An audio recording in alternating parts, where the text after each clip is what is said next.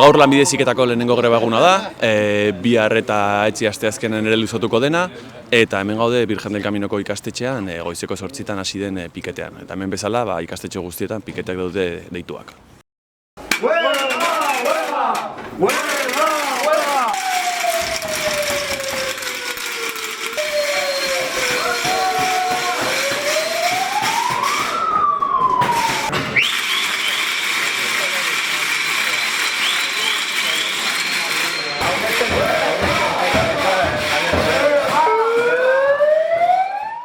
Hemen Hezkuntza Departamentuaren aurrean elkartu gara 3 egunetatik lehenengo greba egun honetan Jimene Kontseilariari eta Hezkuntza Departamentuari argi esateko hezkuntza lanbide heziketa duala exijitzen ari garela. Behin eta berriz Hezkuntza Departamentuak bere burua zuritzen du eta oso horra dago lanbide heziketa dualaren egindako ezarpenaz.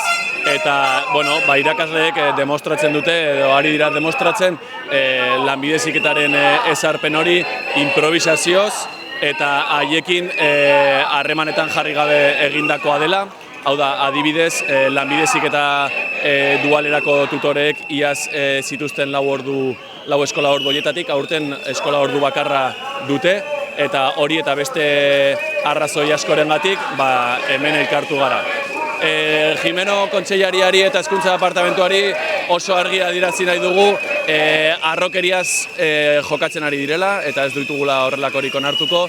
Beraz, prestasun gehiago eskatzen diogu, murrizketak izan ordez baliabide gehiago eskatzen diogu, soldatan erosa-ahalmena galdutako irakasleek soldata erosa-ahalmen hori berreskuratu dezatela, ratioak jeiz ditzatela eta espazioak ere egokitu ditzatela gaur egungo beharretara.